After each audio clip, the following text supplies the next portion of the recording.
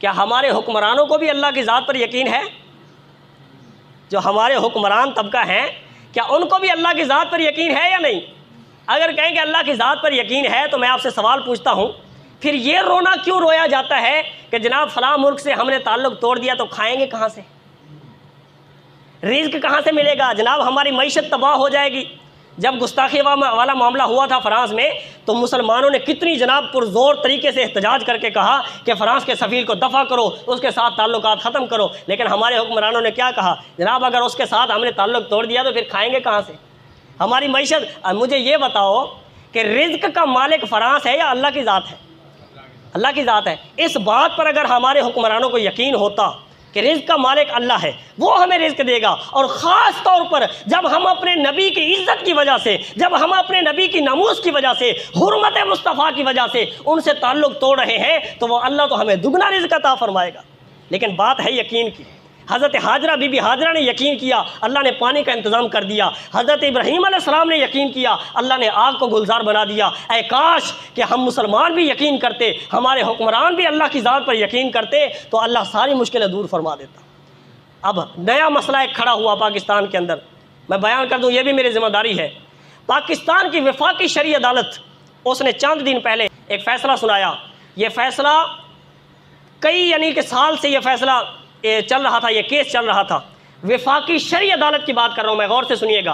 वफाकी शरई अदालत ने यह फ़ैसला सुनाया कई साल के बाद कि सूद जो है ना ये हराम है और पाकिस्तान से सूद का ख़ात्मा किया जाए। ये बिल्कुल बहुत ज़बरदस्त फ़ैसला है, बहुत ज़बरदस्त फ़ैसला है कि सूद का ख़ात्मा किया जाए पाकिस्तान से। और वफाकी शरई अदालत ने हुकूमत पाकिस्तान को यह हुक्म जारी किया, ऑर्डर जारी किया क्या कि 5 साल के अंदर आहिस्ता आहिस्ता से, यकदम तो अब सारा निज़ाम कैसे तब्दील हो सकता है, आहिस्ता आहिस्ता 5 सालों के अंदर यानी अपनी हुकूमत के अंदर तुम इस सूद को जो है ना इसका बिल्कुल ख़त्म कर दो और पूरा जो निज़ाम मईशत है वो इस्लाम के मुताबिक बनाओ। ये किसने हुक्म दिया? वफाकी शरई अदालत ने। यकीनन बिल्कुल दुरुस्त फ़ैसला दिया, मुसलमानों के लिए खुशी की बात है। लेकिन उसके मुकाबले में स्टेट बैंक ऑफ पाकिस्तान, जो पाकिस्तान का सरकारी बैंक है, स्टेट बैंक ऑफ पाकिस्तान, और 4 जो प्राइवेट बैंक हैं जिनमें अल हबीब बैंक भी शामिल है, 4 बैंक वो और एक स्टेट बैंक ऑफ पाकिस्तान, उन्होंने जाकर सुप्रीम कोर्ट में ये अपील दायर की है क्या कि ये जो वफाकी शरई अदालत का फ़ैसला है इसको कलअदम करार दिया जाए, यानी सूद को बाकी रखा जाए। ये किसने कहा?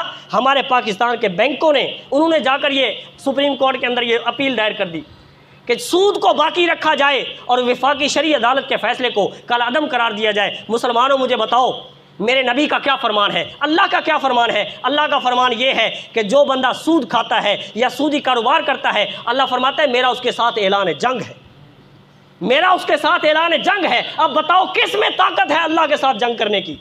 और जंग में दूसरे की कौन सी चीज़ छीनी जाती है जो सबसे कीमती हो? तो अल्लाह के नज़दीक सबसे कीमती क्या है? बंदे का ईमान। क्या कीमती है? अल्लाह को दुनियावी चीज़ें उसके नज़दीक कीमती नहीं, अल्लाह के नज़दीक सबसे कीमती चीज़ बंदे का ईमान है। तो बताइए, अल्लाह के साथ जो बंदा ऐलान जंग करे, जो अल्लाह के साथ लड़े, तो अल्लाह तो उसका ईमान छीन लेगा, उसका तो ईमान नहीं बचेगा। ये अल्लाह के साथ ऐलान जंग कर रहे हैं।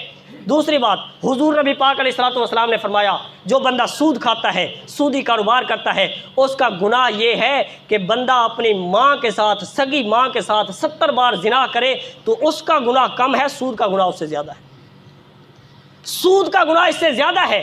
तो आप बताइए, क्या हमारे मुसलमान, जो मुसलमान हमारे बैंकों में बैठे हुए हैं या जिनकी मिल्कियत में प्राइवेट बैंक है, क्या वो ये नहीं जानते कि हुजूर का क्या फरमान है सूद के बारे में, क्या कुरान का क्या फरमान है सूद के बारे में? क्या वो इस बात को नहीं मानते? दूसरे लफ्ज़ों में मैं वाज़ेह तौर पर यूँ कहना चाहूँगा कि उनका अकीदा अब ये बन चुका है, हमें अपनी माँ के साथ जिना तो मंजूर है लेकिन हम सूद को नहीं छोड़ सकते। यही अकीदा हुआ ना उनका।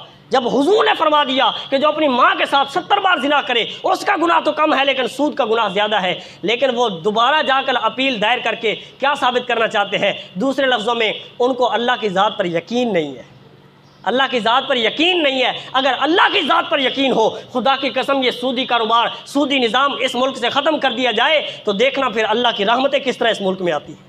मेरे भाइयों, ये सब हमारे अपने हाथ में है, हमारे अपने अख्तियार में है। हम जिसको चाहें जनाब इक़्तिदार की सीट पर पहुंचाएं, ये अवाम की ताकत है। आप जिसको चाहेंगे वही इक़्तिदार पर पहुंचेगा, वही बड़ी सीटों पर पहुंचेगा। आप मुझे बताइए, क्या हम वोट देकर लोगों को नहीं भेजते असम्बली में?